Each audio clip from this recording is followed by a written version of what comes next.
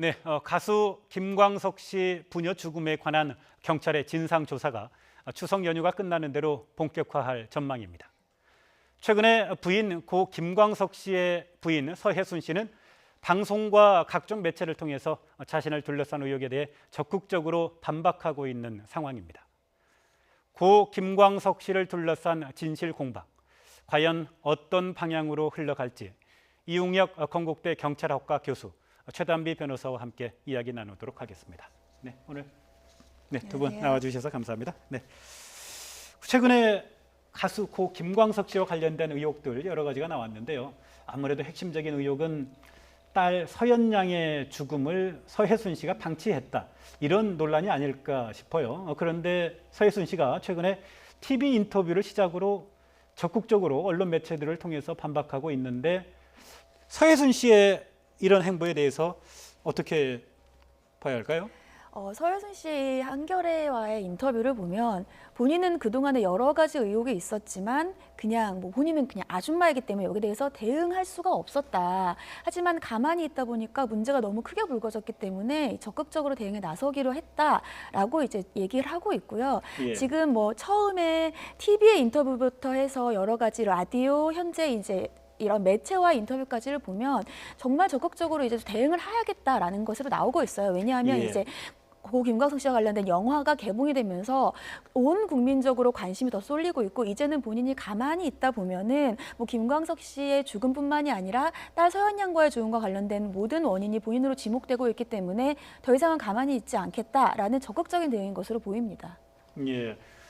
최근에 한겨레 신문과의 인터뷰를 좀 길게 했어요. 네. 이제 거기에서 JTBC 손석희 앵커와 가졌던 인터뷰에 불만을 토로를 했는데요. 네. 요지는 그런 겁니다. 이상우 기자가 주장하는 것만 물어봐서 화가 났다, 이렇게 얘기를 했어요. 그거 어떻게 보셨어요? 그러니까 이게 우리가 좀 더 큰 틀에서 봐야 될 것으로 저는 생각이 되는데, 이제 그 여러 가지 매체에 적극적인 해명을 하는데 정말 해명이 원래 의도한 대로 클리어하게 되는 것인지, 아니면 일반 대중이 봤을 때는 여전히 그 의문점이 남는 것인지, 이것은 상당히 좀 엇갈리는 상황이 아닌가 그 생각이 드는데, 일단은 그 법적으로 보면은 사실상 이제 그 김광석 씨의 그 사망에 관한 의혹은 공소시효의 한계 때문에 수사가 다시 제기되기는 어렵다고 봐야 될 것 같고요. 또 그 유기 그 치사 부분도 정말 엄마가 기울여야 할 의무를 정말 그 게을리해서 아예 그 약도 안 먹이고 이런 것도 상당한 부분 한계가 있겠죠. 그러면 결국은 법적인 측면에서는 지금 서혜순 씨 자체는 그렇게 그 부담 가질 것은 없다. 다만 그 제가 생각할 때는 그 소송 사기라고 하는 그 부담감이 상당 부분 있지 않겠느냐. 그래서 그 얘기는 뭐냐면 지금 그 운영하고 있는 그 기획사에 여러 가지 지금 그 여파가 있지 않겠는가. 즉 수익과 관련된 것에 상당히 지금 그 걱정과 많은 의심과 좀 불안감이 있지 않는가, 저는 그런 생각이 많이 듭니다. 그래서 여러 가지 매체에 어느 순간부터 적극적으로 그 대응하는 것은 아니냐. 우리가 그 최근에 보면 그 IUC 같은 경우에도 원래는 그 제2집에 그 김광석 씨의 노래를 수록하기로 했다가 사실은 이것을 뺐단 말이죠. 그런데 그 노래의 저작권의 그 수입 자체는 서혜순 씨가 예를 좀 갖고 있습니다. 벌써부터 사실은 여러 가지 영향이 오는 것은 아니냐라고 판단했기 때문에 적어도 자신의 이제 금전적인 그 수입 자체는 철저히 그 보호를 해야 되겠다. 이것 때문에 적극적으로 행보를 하는 것은 아닌가, 저는 이제 그런 생각이 많이 들고요. 그다음에 그 손석희 그 앵커와의 이제 인터뷰에 상당히 불만이 있는 것을 우리가 가만히 생각해 보면 한겨레 인터뷰에서 그 두 가지로 그 요약을 할 수가 있을 것 같습니다. 첫째가 뭐냐면 미국 부동산에 관한 얘기를 왜 갑자기 했느냐. 그다음에 두 번째는 그 왜 장난치듯이라고 처음에 그 김광석 씨 사망 사건을 얘기했느냐. 이 부분에 대해서 상당 부분 지금 불만을 토로하고 있죠. 그런데 이것은 어떻게 본다고 한다면, 만약에 이게 다른 직접 증거도 있는 상태에서 본다면 이것이 가장 중요한 요중 사실일 수가 있죠. 바꿔 얘기하면 어떠한 그 경황이 정말 없는 것이었는지 의문을 가질 수 있는 게 그 딸이 사망하고 나서 어떻게 한 달 만에 그 미국에 가서 부동산에 대한 구입도 하고 또 법인을 설립했느냐, 이 부분에 상당히 궁색한 답변을 할 수 있는 가능성이 있다고 하는 점. 그리고 그 두 번째는 장난치듯 해서 김광석 씨가 사망됐다. 이 부분은 또 현재는 그 이야기를 번복하고 있거든요. 그래서 이 부분에 있어서는 오히려 의혹을 대중으로 하여금 불러일으키는 손석희 앵커에 대한 불만이 아닌가, 저는 그런 좀 해석이 됩니다. 이 교수께서는 또 뭐 그렇게 보고 계시는군요. 이번 인터뷰에서 좀 그 눈길이 가는 게요, 서혜순 씨가 자신의 과거에 대해서도 좀 일부 털어놨더군요. 그러니까 이상우 기자가 제기했던 서혜순 씨가 결혼 전에 아기를 낳아서 영아 살해를 했다라고 네. 이렇게 주장을 했는데요. 그 주장에 대해서 서예순 씨가 사기꾼 같은 사람을 만나서 결혼을 했고 아기를 가졌고 임신 7개월째 아기를 지웠다라고 네. 이렇게 주장을 했죠. 자신의 과거에 대해서 이렇게 털어놓은 이유를 또 어떻게 봐야 할까요? 사실은 이 부분 같은 경우에는 여성으로서는 굉장히 내밀한 부분이라고 할 수 있습니다. 근데 이 부분을 털어놓은 이유는 이 부분이 굉장히 이 서예순 씨의 신빙성과 관련된 중요한 부분이기 때문이에요. 왜냐하면 이상우 기자가 여기에 대해서 얘기를 꺼낸 이유는 이것이 서예순 씨와 김광석 씨의 결혼에 있어서 어떻게 보면 그냥 속칭 사기 결혼이다라는 주장의 근거가 되는 겁니다. 그래서 서예순 씨 같은 경우는 그렇지 않다. 이번에 인터뷰에서 나는 이것은 결혼 전의 일이고 이것은 고 김광석 씨도 알고 있었던 부분이다라고 주장을 하고 있어요. 그렇기 때문에 두 분의 결혼에 있어서 이것이 과연 처음에 결혼부터가 잘못된 것이냐 아니면 어떠한 목적으로 인해서 결혼을 한 것이냐에 대한 의혹에 대해서 본인은 아니라고 적극적으로 항변한 부분입니다. 예. 서예순 씨가요, 또 기존에 우리가 알고 있던 김광석 씨의 이미지와는 그 조금 다른 모습을 언급을 하기도 했습니다. 김광석 씨가 여자들의 인기에 좀 취해 있었다든지 내연의 관계에 좀 사귀는 여자가 있었다라고 주장을 하기도 했고요. 네. 또 뭐 밥상을 뒤엎기도 했다라는 식의 네. 김광석 씨의 생전에 좀 다른 모습들을 좀 뭐 폭로라고 하기에도 좀 뭐하고요. 그렇죠. 좀 부정적인 이미지들을 많이 얘기하고 있는 것 같아요. 네, 그 서예순 씨의 그 입장에서는 사실상 결혼 생활에 처음 문제가 있었던 것이 김광석 씨 때문이다. 이 얘기를 하고 싶었던 것이 아닌가 생각이 듭니다. 나에 대한 뭐 예를 들면 뭐 동거남에 관한 얘기를 하기 전에 김광석 씨가 그 먼저 내연 관계에 있었던 여성이 있었다라고 하는 소위 말해서 그 편지 등을 그 얘기하고 싶었던 거죠.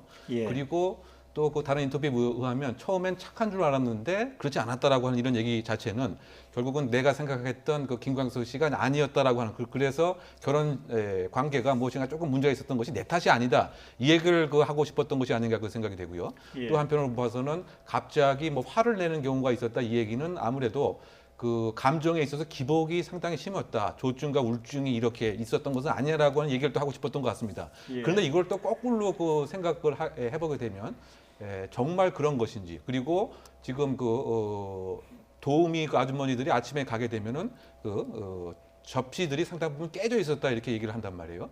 그래서 그 부분이 시점을 보면은 지금 그 동고남으로 알려졌던 이 사람이 1995년 연말에 뉴욕에 갔을 때 갑자기 그 등장을 해서 2박 3일 사라진 그 얘기를 알고 나서부터 사실은 이제 그 가정의 그 접시라든가 이것이 막 깨졌다. 그렇게 보면 사실은 이 사망 전에 상당한 문제가 그 서예순 씨에 있었던 것은 아니라고 거꾸로 해석도 되는 거죠. 그러다 보니까 이 진위 여부가 누구 얘기가 맞는지 조금 더 추정적 해석이 좀 필요하지 않나 생각됩니다. 예. 서예순 씨가 이번 인터뷰에서 자신의 동거남에 대한 네. 이야기도 했습니다. 딸 서연 양을 예뻐해주고 좋아했던 사람이고 하와이에 있을 때 가게 일도 도와줬던 사람이라고 얘기를 했는데요. 이 동거남과 관련된 논란이 많았죠. 그런데 처음으로 본인의 입으로 지금 해명을 한 거죠. 그렇죠. 이 동거남에 예. 대해서는 과연 이 동거남이 뭐 김광석 씨의 고교 동창이라는 얘기부터 시작해서 예. 그 둘의 관계가 언제부터 시작되었는지에 관한 여러 가지 의혹들이 있었습니다. 근데 여기에 예. 대해서 서예순 씨가 이제 처음으로 입을 열었는데 서예순 씨의 이 인터뷰의 요지는 이겁니다.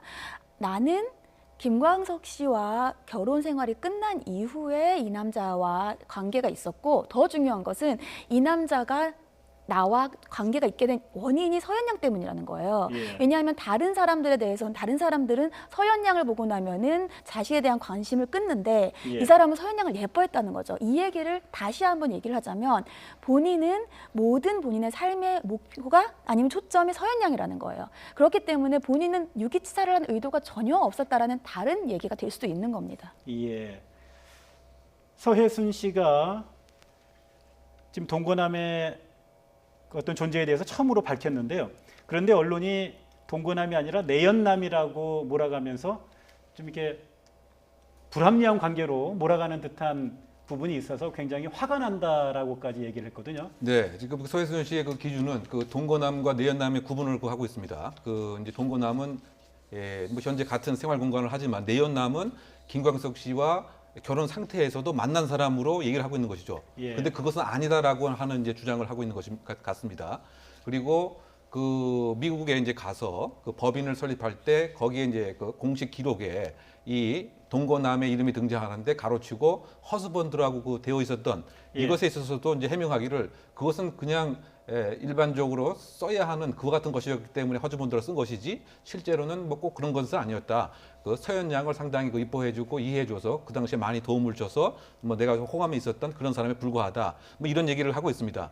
다만 예. 또 이것도 이제 반대적 그 입장에서 그 봤을 때 그 서현양이 폐렴으로 사망하고 나서 불과 한 달 반 만에 미국에 가서 공식적인 법인을 오픈할 수 있었던 것이 과연 가능했겠느냐. 이것은 이미 마음의 지도상 미리부터 계획을 했었던 것은 아니냐. 그래서 그 과정에서 그 동거남이 상당히 그 일정한 조력 역할을 한 것은 아니냐. 뭐 이런 또 그 의심의 눈초리 상당 부분 그 있습니다. 예. 그러다 보니까 지금 서해순 씨가 얘기하는 것이 정말 다 사실인지 아니면 지금 한겨레의 그 내용을 이렇게 보면 핵심적인 내용보다는 주변적인 얘기들을 많이 좀 강조한 것으로 저는 해석이 됐는데 예를 들면 그 인권위원회에 고소를 해서 제소를 해서 또 국내 인권위원회뿐만이 아니고 국제 엠니스티까지 가겠다. 그리고 내가 혼자 된 여자다. 뭐 이런 걸 상당히 그 강조하고 있는데 예. 이걸 어떤 측면에서 보면 핵심적인 내용은 아니란 말이죠. 그만큼 나는 현재 피해자의 입장이다. 이런 부차적인 얘기를 또 강조하는 것 벗어는 의심스러운 눈에서는 이건 해명인 것인지 아니면 또 다른 의혹을 불러일으킨 것인지 예. 뭐 그렇게 좀 논란도 여전히 좀 있지 않나 이런 생각이 듭니다. 서해순 씨는 자신의 동거남과의 관계에 대해서 내연남이 아니라 남편의 사후에 만난 적절한 만남이다라고 하는 걸 주장을 하고 있는 것 같은데요.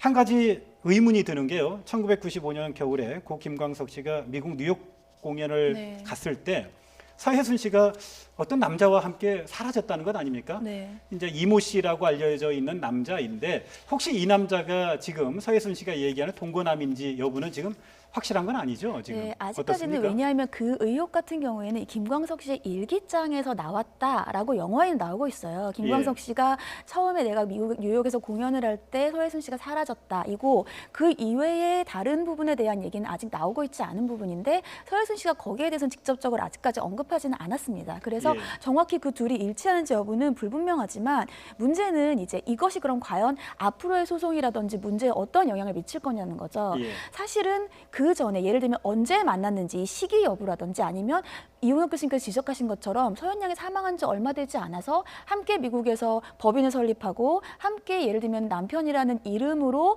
구매를 했다, 주택을 구매했다는 부분은 굉장히 도덕적인 비난의 여지는 있을 수가 있습니다. 예. 하지만 그 부분에 대해서 과연 서현양의 유기치사라든지 아니면 저작권 소송에서의 어떠한 특별한 문제는 있을 수 없겠지만 여러 가지 서해순 씨의 진술의 신빙성에 대한 부분은 탄핵할 수 있는 부분이 될 수는 있겠죠. 예.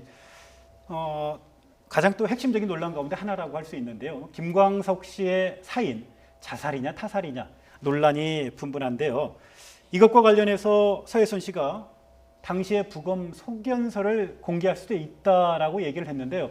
정작 지금까지 부검 소견서를 공개하지는 않고 대신에 사망 진단서를 공개했더군요. 네. 이건 어떻게 봐야 할까요? 일단 그 사망 진단서와 그 부검 소견서는 질적인 차이가 분명히 있습니다. 그 사망 진단서는 그 의사가 검안을 하는 거죠. 눈으로서 보고 나서 사망의 원인이 무엇인가를 이제 확인하는 이관 작업을 한다면 예. 그 부검 소견서는 과학적 그 부검을 통해서 구체적인 사망의 원인이 무엇이고 또 다른 사인이 있는가를 법과학적으로 확정하는 이런 절차입니다.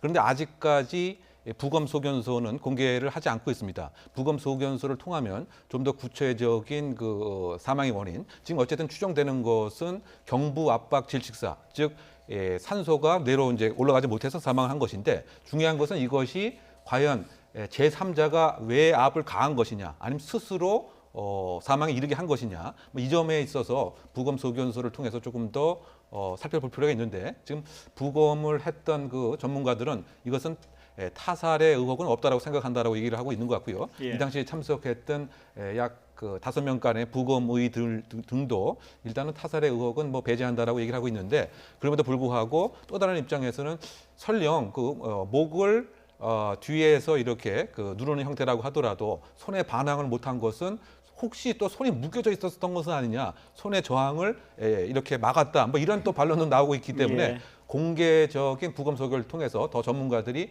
언론 등을 통해서 좀 검증할 필요도 있지 않나 이런 생각 듭니다. 부검 소견서가 하루빨리 좀 공개가 됐으면 하는 생각이 드는군요. 표창원 의원이요. 네. 그 자신의 SNS에 고 김광석 씨의 부검 소견서와 변사 사건 내사 보고서를 근거로 볼 때 자살 가능성이 높고 딸 서연 양의 사망에 대해서도 타살 혐의가 없다는 수사 결과에 이의를 제기하지 않는다. 네. 이렇게 밝혔는데요. 두 분의 생각은 좀 어떠세요? 먼저 제 생각을 말씀드리면 저는 표창원 의원께서는 전문가, 범죄와 관련된 전문가셨지 않습니까? 예. 현직은 국회의원이시지만 저는 생각엔 전문가로서 내릴 수 있는 가장 합리적인 결론이라는 생각이 듭니다. 왜냐하면 이번 사건 같은 경우에는 여러 가지 의혹이 제기되곤 있으나 그 당시에 김광석 씨의 그 부검을 맡았던 부검의도 스스로 이것은 아무런 문제가 없는 자살이라고 분명히 말씀을 하셨고 이미 더 이상은 부검을 할 수 없는 상황에서 표창원 의원이 말씀하셨어요. 의혹은 있지만 지금 현재 부검 의사가 가장 정확한 신빙성이 있는 증거인데 이것을 엎을 만한 새로운 증거가 발견되지 않는다면 예. 이것에 대해서 계속해서 의혹을 제기하는 것은 사실 수사의 신빙성과 관련된 부분일 수도 있거든요. 예. 거기에다가 또 이 서현 양 같은 경우에도 유기치사에서는 여러 가지 그 당시에 내사도 있었는데 내사 부검에 대해서도 문제가 없다라는 것이 있었는데 새로이 또 더 이것을 엎을 만한 더 강력한 증거가 나오지 않는다면 여기에서 이것이 합리적이라고 결론을 내는 것이 가장 타당하다라는 저는 그런 의견이라고 보입니다. 예. 김광석 씨의 타살서를 제기했던 이상호 기자는 당시 부검을 맡았던 의사나 또는 그 기관에서 당시의 주장을 뒤집는 진술을 하겠느냐라고 또 이렇게 이야기를 했습니다. 네, 사실은 이제 그 실제로 수사를 했던 사람이라든가 부검을 했던 예. 사람은 자기의 그 최종적인 결론이기 때문에 이것을 예. 엎을 수는 이제 그 없는 것이죠. 다른 사정 변경을 할 만한 직접적인 증거가 나오지 않는 한 말이죠. 예. 그리고 어쨌든 간에 그 국가기관에서 한 최종적인 그 과학적 그 소견을 인정해야 되면 그거 타당합니다. 근데 그럼에도 불구하고 이번 사안에서는 그 서혜순 씨의 여러 가지 그 행동적인 패턴이라든가 또는 이 사망 전후에 있어서 그 소송의 사기의 의혹에 관한 문제라든가 뭐 이런 것들 예. 등에 있어서 대중은 여전히 이제 믿지 않는 이와 같은 입장이 아닌가 생각이 되고 지금 보면 그 같은 당의 그 다른 그 의원은 새로운 법을 만들어서 김광석법을 만들어서 이것의 실체적 진실을 발견을 꼭 해야 된다. 그러니까 그 같은 당 소속이지만 의견의 상당 부분 다른 것 같습니다. 예. 어쨌든 간에 지금에 있어서는 현장 상황과 과학적 증거에 있어서는 의심할 수 있는 상황은 좀 적은 편이 아닌가 일단 추정됩니다. 예. 서혜순 씨가요, 이 모든 게 다 돈 때문에 네. 벌어진 일이다라고 이야기를 하면서 김광석 씨의 저작권과 저작 인접권료와 관련된 얘기를 좀 했는데요. 한간에 알려진 그 가치에 비해서는 상당히 적은 액수를 얘기하더군요. 그렇죠. 이 사실은 저작권 같은 경우에는 이것을 위탁받아서 하고 있는 협회가 따로 있습니다. 예. 여기에서 아직 정확하게 밝혀지지 않았기 때문에 그게 개인 정보라 그곳에서 그렇죠. 공개하지 못한다고 그렇죠. 하는 거죠. 그래서 정확히 예. 공개되지 않았기 때문에 여러 가지 전문가들의 추측에 따르면 좀 추측이 여러 가지입니다만은 예. 예를 들자면 1년에 한 10억 정도의 수준이어서 시작해서 한 연간 1억 원 정도의 얘기까지도 나옵니다. 하지만 서혜순 예. 씨는 그렇지 않다. 나는 이 조정을 이후에 그러니까 아버지, 시아버지가 받았던 것 이후로밖에 받지 못했고 그 이후에도 나에게 온 돈 같은 경우에는 이익은 실제로 한 300만 원에서 400만 원 월 그 정도라고 얘기를 하고 있습니다. 그런데 여기서 저는 중요한 부분이 서혜순 씨 같은 경우 이 모든 것이 돈이라는 거예요. 그렇기 때문에 더 이상은 이 돈과 관련된 문제를 내가 얘기하고 싶지 않다라고 하고 있어서 예. 한간에서는 이런 문제를 그렇다면은 김광석 씨의 그런 저작권 문제는 법인을 만들어 좀 투명하게 운영하면 어떨까라는 안건도 내놓고 있습니다. 예, 그렇군요. 이제 연휴가 끝나면 본격적으로 서혜순 씨와 또 김광석 씨의 형 김광복 씨 그리고 이상호 기자의 그 법정 다툼이 이제 본격화되겠죠. 네, 뭐 그럴 것 같습니다. 그런데 우리가 지금 논의한 바와 같이 부검 소견서 등에 근거했을 때 그 예. 김광석 씨의 그 사망과 딸 그 서현 양의 그 살인 또는 뭐 자살 또는 사고사 또는 이제 유기치사 이것에 대해 수사하는 상당한 한계가 있다. 그렇다 본다면 결국은 초점은 소송 사기로 결국은 이어지지 않겠느냐. 정말 처음부터 법원을 기망하려고 하는 그 같은 목적으로 또 의도했던 재산적 편취가 있었는지 그렇다고 봤을 때 관련된 여러 가지 간접 증거와 직접 증거 무엇이 있었는지 이것에 있어서의 이제 구체적인 수사가 있지 않겠는가 생각이 되고요. 뭐 이상한 기자가 뭐 자신한 것처럼 자백을 할 수밖에 없는 여러 가지 증거들도 있다. 뭐 이렇게 지금 공언하고 있는 것인데 예. 결국 요점은 소송 사기의 그 요중 사실의 입증 이것으로 결국 모아질 확률이 크지 않나 이렇게 예상됩니다. 법률가적인 입장에서 봤을 때요. 서혜순 씨가 딸의 죽음을 감춤으로써 소송 과정에서 어떠한 이득을 취했는지 이런 부분들이 입증이 된다면 그게 소송 사기가 되겠지만 현재 법리상으로 봤을 때는 그 부분을 적용하기가 좀 쉽지 않다라는 의견들이 있더군요. 예, 왜냐하면 이 둘 사이의 그때 판결이 이 조정이라고 하는 판결입니다. 그래서 예. 이미 판결이 확정이 됐고 그 판결을 뒤집을 만한 뭔가 중요한 하자가 있어야 되는데 그 부분에 대해서 이제 소송 사기로 물론 고발을 했지만 예. 어느 정도가 나올지에 대해서는 사실 귀추가 주목됩니다. 예, 그렇군요.